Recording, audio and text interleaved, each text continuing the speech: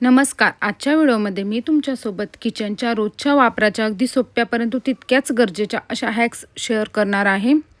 गृहिणींचं रोजचं जीवन खूप धावपळीचं असतं आणि अशामध्ये आपण काही हॅक्स आणि काही ट्रिक्स अशा यूज केल्या ना तर नक्कीच गृहिणींचा किचनमधला वेळसुद्धा वाचत असतो. आता थोडंसं दूध शिल्लक राहिलं किंवा मग थोडीशी भाजी शिल्लक राहिली तर आपण छोट्याशा पातेल्यामध्ये काढतो आणि मग आपल्याला गरम करायच्या वेळेस ना पुन्हा एखाद्या कढईमध्ये गरम करावं लागतं. परंतु कारण छोटं भांडं गॅसवरती बसत नाही, अशा वेळेस आपल्याकडे अशी जाळी प्रत्येकाच्या घरात असते.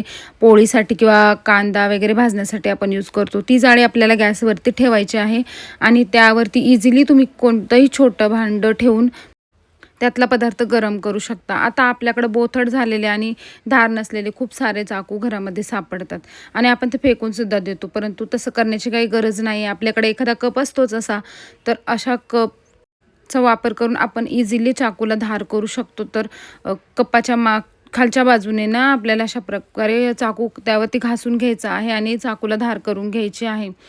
तर यामुळे आपले पैसेही वाचतात आणि ही हॅक माहिती असल्यामुळे ना आपल्याला पटकन चाकूला धार लावता येते. मग आपल्याला भाजीपाला कट करताना आपली चिडचिडसुद्धा होत नाही. पोळी करताना कसं आपण पीठ परातीमध्ये घेतो तर तसं करायची गरज नाही. आपल्याला एक असा डब्बा ठेवायचा आहे ज्यामध्ये कोरडं पीठ ठेवायचं आहे आणि तेलाची वाटी पण आपल्याला त्यामध्येच ठेवायची आहे आणि हे पीठ आपण पोळीला रोज वापरू शकतो आणि रोज परातीमध्ये घेऊन पीठ वापरलं आणि तेच पीठ आपण डब्यात टाकलं ना मग पीठ लवकर खराब होतं आणि पिठाला जाळ्या लागण्याचे चान्सेस असतात. त्यामुळे पोळीला लावण्यासाठीचं पीठ आपल्याला सेपरेट असं ठेवायचं आहे. त्यामुळे वेळ पण वाचतो आणि यानंतर बाजारामध्ये इझिली 25 ते 30 रुपयांपर्यंत असे स्टँड मिळतात चम्मच ठेवण्याचे, तर ते घेऊन यायचे आहेत. आणि एका स्टँडमध्ये मी अशा सर्व रँडम वस्तू ठेवलेल्या आहेत, काटे चमचे वगैरे, त्याचप्रमाणे ब्रश वगैरे आणि हा जो ब्रश आहे तो पोळीला वगैरे तेल लावण्यासाठीचा. दुसरा ब्रश आहे ना देव घासण्यासाठीचा आहे. तर या वस्तूंना पटकन सापडत नाही आणि आपण इकडे तिकडे ठेवून देतो आणि वेळेवर आपल्याला सापडत नाही, त्यामुळे आपली चिडचिड होते. छोटे चम्मच वगैरे जे आहेत ना ते सुद्धा मी याच्यामध्येच ठेवलेले आहे. मग आपल्याला काही जरी लागलं तरी आपण इझिली एकाच ठिकाणी या वस्तू शोधू शकतो. आणि दुसरं जे स्टँड आहे ना ते मी चम्मचसाठी यूज करत आहे. त्यामध्ये मी सर्व प्रकारचे छोटे मोठे चम्मच ठेवलेले आहेत. जे छोटे चम्मच आहेत ते कांदा पोह्यासाठी यूज करते आणि जे मोठे चम्मच आहे ना ते कोरडी भाजी वगैरे वाढण्यासाठी पण त्याचा यूज होतो. आणि हा थोडासा लांब दांडीचा चम्मच आहे, तर खोल बरणी वगैरे असली ना त्यातलं काही घ्यायचं असलं तळायला गेलेलं तर ते आपल्याला यूज होतो त्यासाठी. आणि अशा प्रकारे आपण ऑर्गनाईज करून ठेवले ना चम्मच वगैरे आणि इतर वस्तू तर आपल्याला इझिली सापडतात त्या.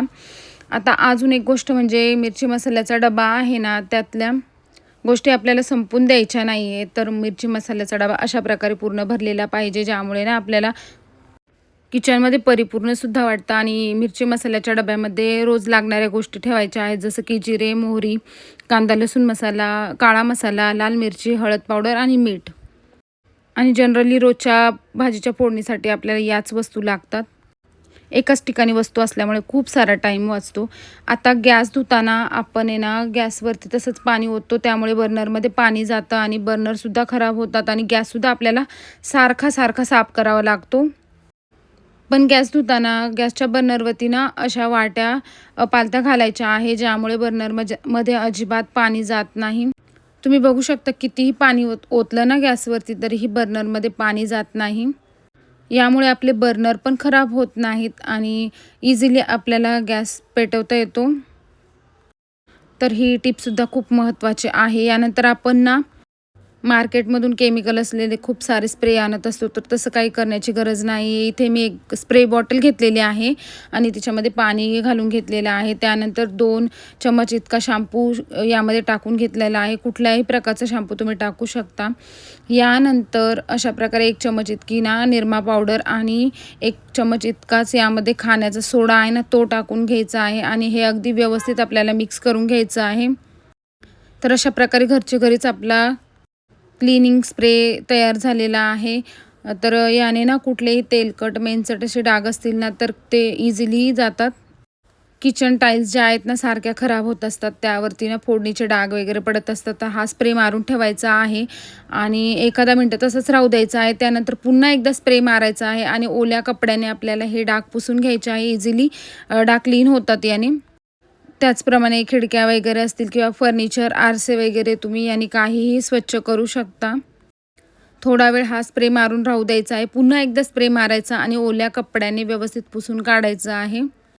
व्हिडिओ कसा वाटला ते कमेंट्समध्ये नक्की सांगा. Thanks for watching.